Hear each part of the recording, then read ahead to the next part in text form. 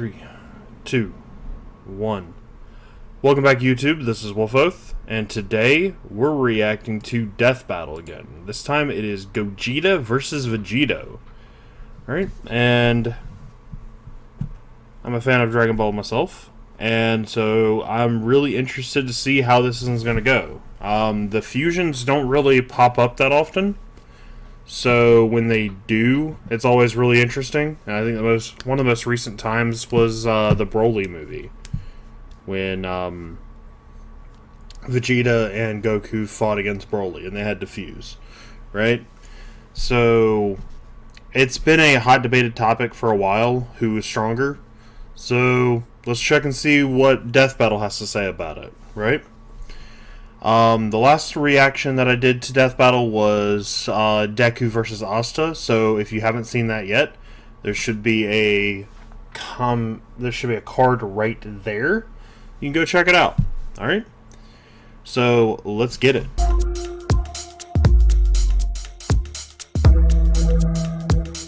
it's sponsored by BetterHelp.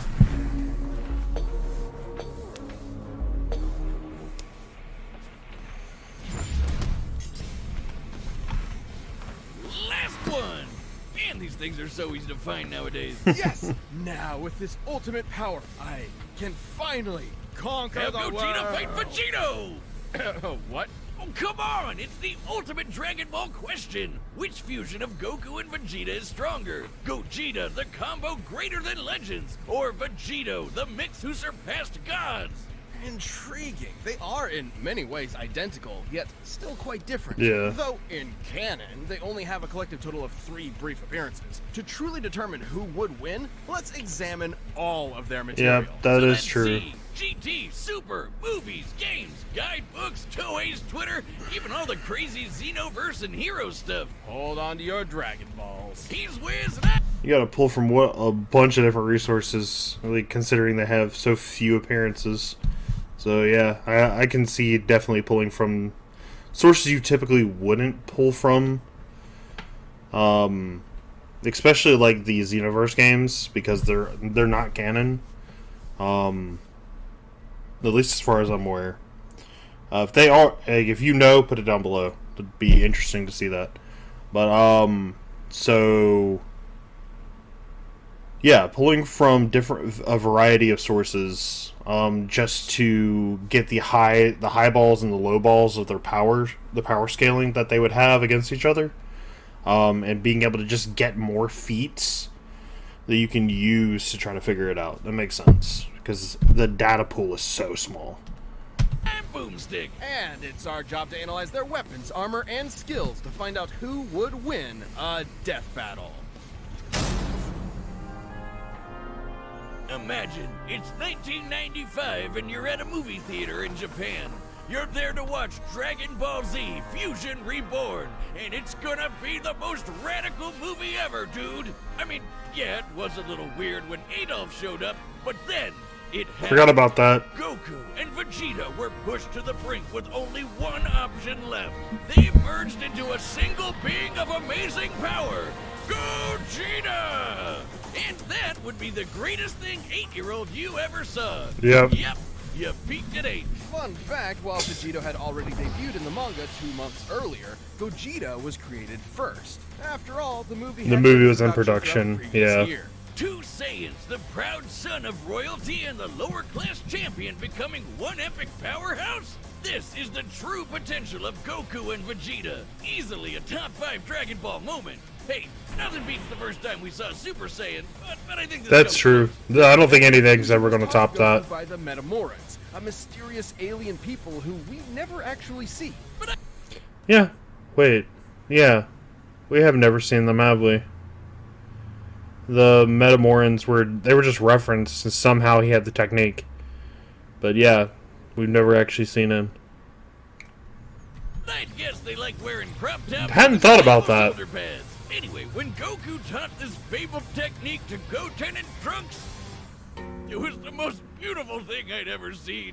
This is the fusion dance. On top of an incredibly precise movement routine, this technique requires both parties to match power levels in order to fuse successfully. A literal personification of the phrase, only as strong as the weakest link. It's pretty easy to screw up, trust me. But if you nail it, you're the baddest mother effer on the planet. Though not part of mainline canon, Goku and Vegeta first used this to battle Janemba, a demon basically composed of essence of evil. Probably smells like cats. Gogeta defeated him in less than 2 minutes. 20 years later, Gogeta would become canon to conquer one of the most dangerous entities in the multiverse, Broly. Obviously, Gogeta's super powerful, but I think his most underappreciated skill is how he comes up with awesome attack names, like the Big Bang Kamehameha, Stardust Fall, Meteor Explosion, and the ultimate villain killer, Stardust Breaker! A fancy-looking attack that completely obliterates all traces of evil within a target. That's how it took out Janemba in one shot. The guy was literally made of evil. Or cats. Weirdly enough, this is similar to Devilman's Devil Might Be, which causes the evil within a person to explode and... Oh, you mean Spike? That guy's hilarious! Which obscure character are you gonna reference next? Icarus? Sour Man? General Rildo? Oh man, that guy's just one letter up from General Dill. Over the years, Gogeta has achieved the empowered forms of Super Saiyan, Super Saiyan Blue, and even Super Saiyan 4 in his battle against Omega Shenron. Super Saiyan 4 is a totally unique branch of transformation. Instead of using Divine Ki like Super Saiyan God, it taps further into Goku and Vegeta's Saiyan bloodline, giving them fuzzy red fur and teen goth eyeshadow. Goku has also claimed this form increases a Saiyan's inherent aggression, though you wouldn't know it with Gogeta. He basically becomes Dragon Ball's Bugs Bunny, reveling and messing around with his foe any way he can. Until the fusion runs out. That's right, the fusion dance has a time limit of 30 minutes. This can be reduced even more if Gogeta uses up a lot of energy. Against Omega Shenron in GT, he split apart after about 10 minutes. Just more evidence that the amount of power Gogeta possesses is enormous. Even repeatedly striking Broly so hard that the boundaries between dimensions shattered like glass wasn't enough to burn through his time. Hell, he was only in Super Saiyan 1 when he did that. After going blue, Broly didn't stand a chance. Based on earlier in the film, Whis' reaction even implies that Gogeta could possibly take on Beerus. In Dragon Ball Heroes, Gogeta continues to prove he's one of the multiverse's S-tier fighters. He even defeated the Crimson Masked Super Saiyan Rosé Full Power Goku. Okay, that's probably spoilers for me. I haven't seen anything on Dragon Ball Heroes, so I should probably watch that, right? Yeah, should definitely catch up. I didn't even realize that like I stopped watching after Super, like after Super ended, so I didn't realize that they kept going. I'm definitely gonna need to catch up on my anime.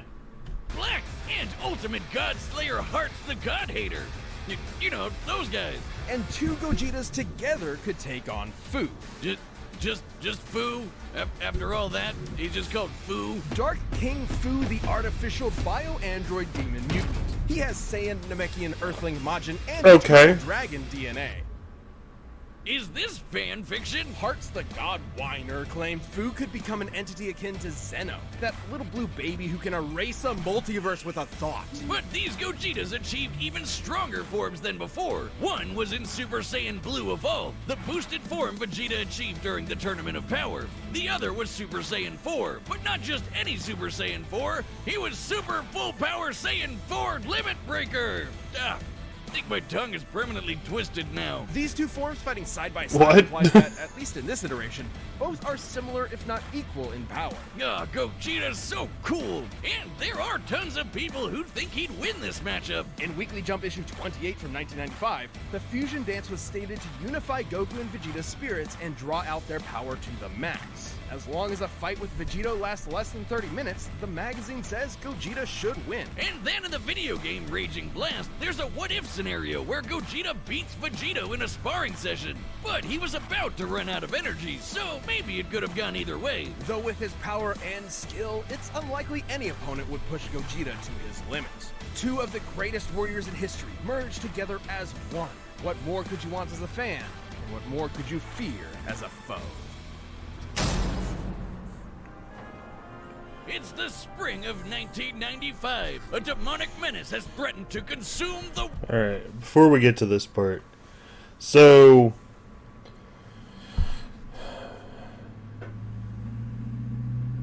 like, all right, I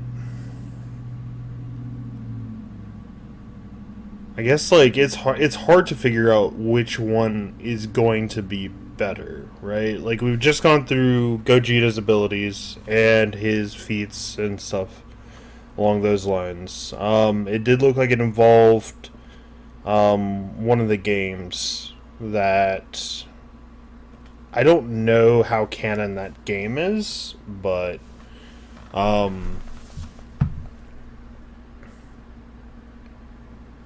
like I mean, is there really that big of a difference between the two, depending on how they fuse? Like, this is something I've thought about it like off and on, but like it's nothing I've really put too much effort into. I haven't really researched it, so it's like I think it's interesting, right? Because like you have the fusion dance and then you have the fusion earrings, right? And I guess we're about to go into how the way that Vegito was formed and how he fought. He was used to use the earrings to fight Boo, right? World in chaos. Goku and Vegeta were pushed to the brink with only one option left: fusion. Yep.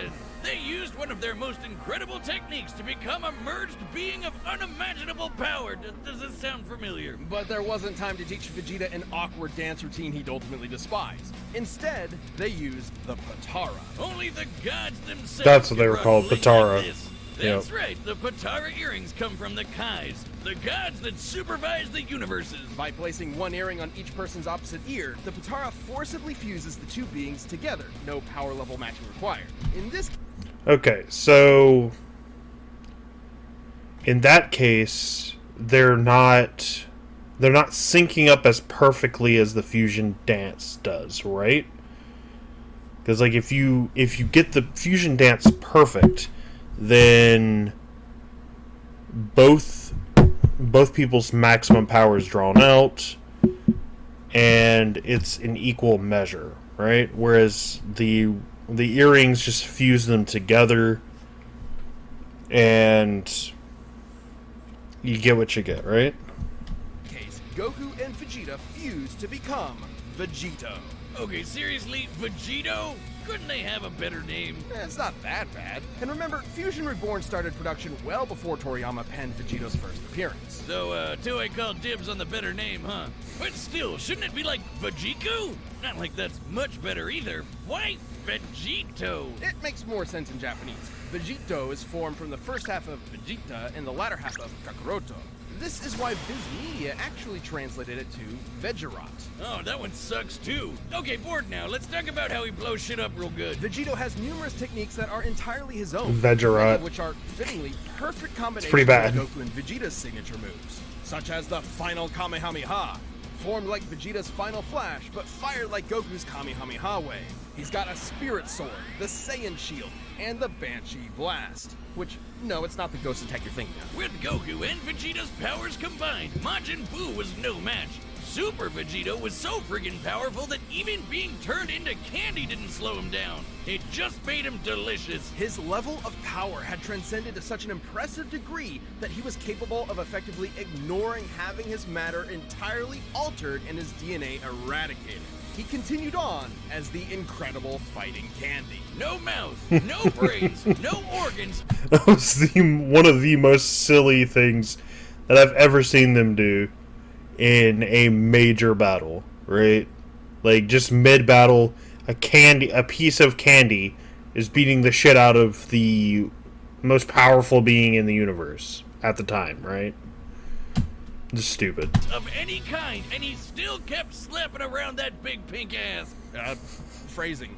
Presumably, this is similar to how Vegeta The phrasing was fine. Babidi's mind control, or how Goku broke through Hit's time skip with Kaioken. A greater power level can overrule basically anything a weaker one does. Though, to be fair, the Super Candy is a pretty extreme example. But Vegito's a pretty extreme guy, even for the Dragon Ball multiverse. He later got that godly blue hairspray and beat the crap out of merged Zamasu, a double deity.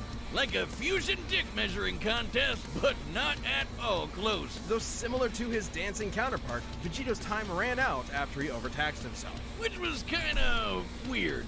Back in the day, they said these Potara fusions were permanent. Turns out it's only permanent for Supreme Kais. Vegito's form can last up to 1 hour before splitting apart, but can be shortened severely if he goes full tilt. In the manga, Vegito formed after Zamasu fused, and split apart when they expected fused Zamasu to have 20 minutes left, meaning he cut his time down to 40 minutes at most, though in the anime it was way less since he tried to quickly overpower Zamasu with a single attack. The Potara have their own set of rules. Okay, so... Alright, so I'm starting to see a potential issue, right? So the Potara give up to an hour, whereas the Fusion Dance gives up to 30 minutes. But both can be broken if they overtax themselves, though the Fusion Dance doesn't break that easily, because like they were able to go full tilt against Broly and still not break. Whereas one attack against Zamasu was enough.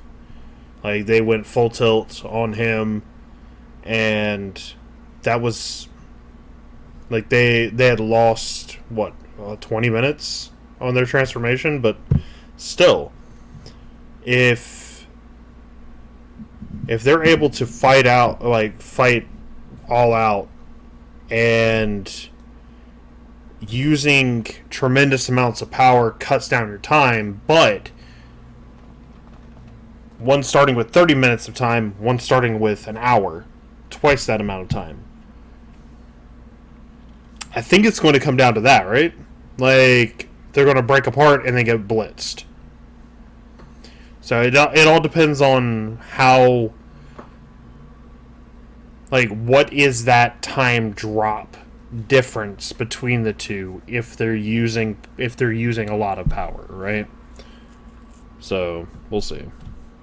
Unlike the Fusion Dance, this form is maintained by the power of the earrings, not the fusers themselves. As such, destroying the earrings ends the fusion. And that is also a potential win condition, right? Break the earrings. So we'll see how that goes. if you slap the Potara on while in a Super Saiyan form, you can't power down while fused. So if Goku and Vegeta aren't careful, they can find themselves draining power when they don't need to. But surprise, Vegito's got into his own Super Dragon Ball Hero shenanigans, and he's got the full power Red Fur 2. Look, Wiz, I think I'm having deja vu. Aside from Fu, he's battled heavy-hitting threats to the multiverse like Cumber and Mechikabura. And just like with Gogeta, there's plenty of people who think Vegeta would win this fight. Daisetsu's 4 and 7, basically two Dragon Ball encyclopedias, claim that the Potara fusion is superior to the Fusion Dance. Old Kai said too, that the Potara provide a greater effect. Though they both may be referring to what was believed at the time to be a permanent fusion. Not having to worry about overstaying the time limit would certainly be a greater effect if it were true. But hey, there's nothing that can get in the way of Vegito's awesome power. Gods and demons alike are no match. When there's no one strong enough to save the day, then perhaps two will do. This show is sponsored by BetterHelp. We're going to skip right past that. Okay, so final thoughts before we get down to it. I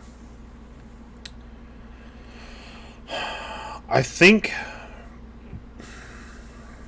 Gogeta's going to win, just because there's too many win conditions, right? While yes, Gogeta has half the time that Vegito has, when Gogeta fights Broly, like the fight is on a cosmic scale, right? Like they're shattering dimensions. Like they are fighting it out in such a way that they have to be burning through tons of energy. Like and compare that to the battle with Zamasu, that Vegito had, it doesn't compare, right? Like, Gogeta and Broly had to be fighting at a much higher scale, much higher power level than Zamasu and Vegito. Now, taking that into consideration, the Gogeta that fought Broly was after the events of Super, whereas the Vegito that fought Zamasu was in the very beginning of Super. So there's a huge power jump that they went through during the Universal Tournament. So it could be that that's where I'm getting skewed. We haven't really seen Vegito since the Zamasu fight. So if you fuse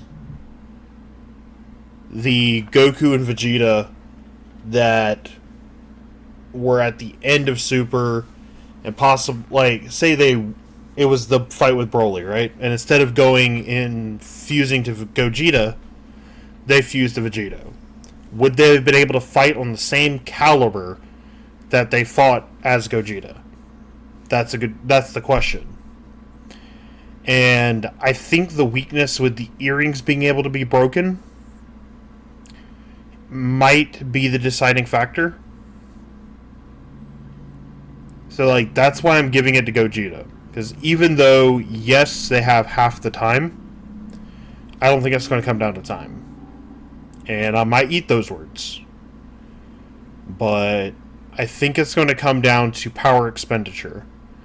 And because they don't have their energies truly synced, like they do whenever they do the fusion dance, I think there's going to be some inefficiencies, right? And the inability to power down and conserve energy in the moments that you need to. I think that those are the parts that are going to make the difference, right? So let's get to it. Let's see if I'm right. And if I'm wrong, I'm sure they will explain, right? So let's get to it. All right, the combatants are set. We've run the data through all possibilities. Hear my wish, Eternal Dragon. It's time for a death battle!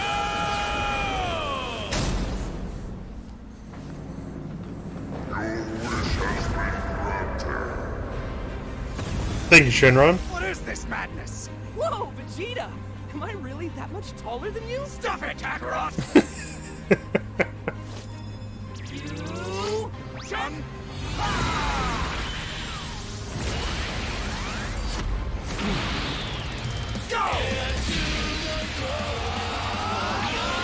Okay, before it keeps going, I do want to mention that they fused in base form. That's where they're starting at. So I do like that. Because not being able to power it down from where you fused is one thing, right? But if they fuse at base form and are able to power up, they should be able to go back down, right? That was the issue. So at least we have one thing that's removed from that. Now, I won't stop it again, but I just wanted to point that out. That was something that jumped out to me. And I'm glad they did that. That at least takes one of the weaknesses away from Vegito.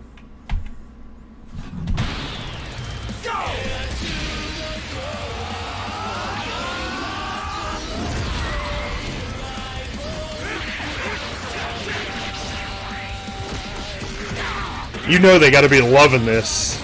There's nothing that Sand likes more than a fight.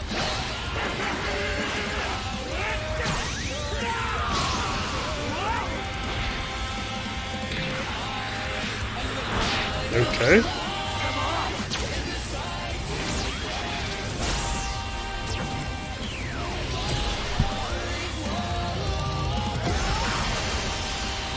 Not bad. Want to kick it up a notch? Sure. But how about some variety?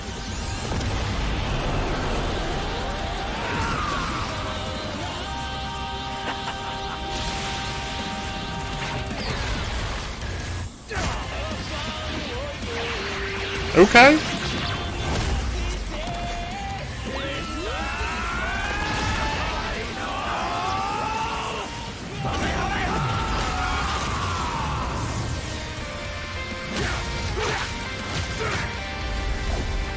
Did they die? Like, what? Okay. So much for variety. Alright.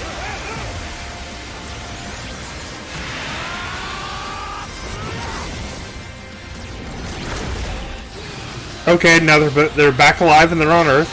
Gotcha.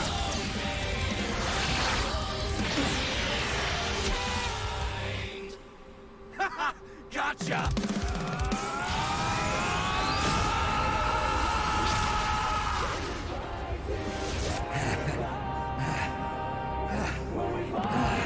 Guess it's now or never.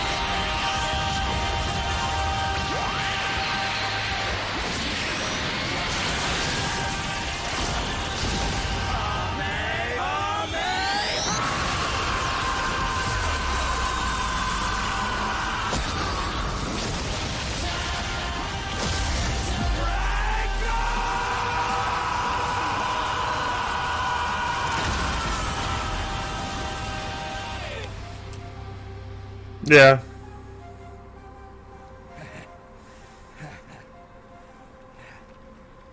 What?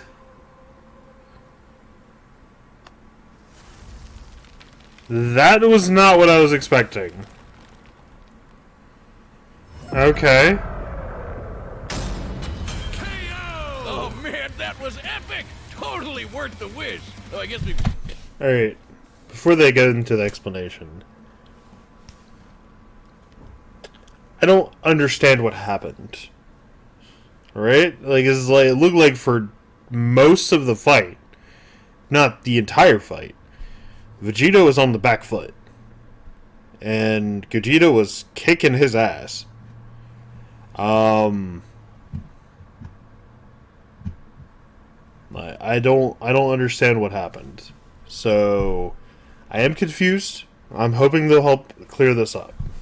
Probably could have solved a lot of world problems with that. I suppose world domination can wait another year. This fight was incredibly close. No, seriously, how could it not be? They're almost exactly the same person. With a few minor differences It's here true. and there, like signature attacks. Neither Vegito nor Gogeta had one single power that provided an absolute edge over the other. Except perhaps Vegito's longer time limit, though it's not so clear-cut. Both have overtaxed their energy quick enough to end their fusions in less than 10 minutes. Time isn't the only factor, but also whatever is maintaining each fusion. Gogeta's body and Vegito's earrings. It's possible Vegito's power can actually drain the Potara faster than Gogeta's does his own body. Still, it's twice the time, and that definitely gave Vegito more flexibility and strategy. So more often than not, it's safe to say Gogeta would run out of juice first. Also, when Vegito or I Gogeta defuse doubt from that. power overuse, it's typically difficult for them to immediately fuse again due to that lack of energy. But Vegito had another one over Gogeta. No matter what, he'd always have a very slight power advantage. Remember how the fusion dance requires the fusers to match their power levels? Well, the Potara don't need that. Goku doesn't need to match Vegito's slightly lower power levels, so there's nothing stopping Vegito from combining the full sum of their parts. Ah, poor Vegeta. It's a good- You'll it's a see good- in the sun one day, buddy. That makes sense. Oh, who am I kidding? This might be what Old Kai was referring to when he said the Potara had a greater effect. But hey, could Gogeta have destroyed the earrings? Nope, he would have had to be able to overpower Vegito first, like how Goku could only destroy Kefla's earrings after he reached Ultra Instinct. Remember, when comparing levels of power in Dragon Ball, the greater one can overrule almost anything the weaker one does. The earrings likely tend to be protected by the user's ki aura, similar to their clothing. The That only makes sense. time we've ever seen Potara damaged or specifically targeted are when the wearer is overwhelmed or in a vulnerable state. If any stray ki blast could destroy them, we'd have a lot more broken earrings by now. Lastly, there's some debate over Not their really. personalities. In their first appearances, Vegito seemed rather cocky and playful against Boo, whereas Gogeta was far more deliberate against Janemba, and thus far more successful.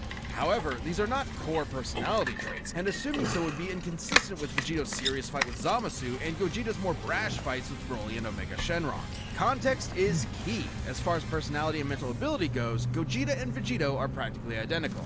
In the end, Vegito's higher power level, no matter how slight it was, made a big difference in protecting and maintaining his longer, more flexible time limit. Gogeta was gonna need meta more than that to beat Vegito. Sorry, Wiz, I know that pun was potarible. Wait, shut up. Earth's Dragon Balls give 2 wishes, right? Oh, yeah. Hey, Shenron, I wish for you to fuse me and win. The winner is Vegito. Okay.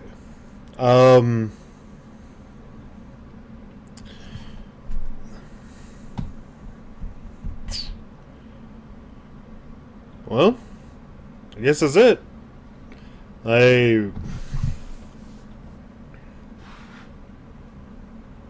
So, like, it makes sense that the earrings couldn't be destroyed unless you were able to overcome them first, but how did he turn to dust? Like, that's the part that I didn't get. There was no attack that turned him into dust. And he was moving through through Vegito's attack. So it shouldn't have, like, the force wasn't being imparted on him with a greater force than he was moving through it, right? So I don't understand that part. That part is confusing.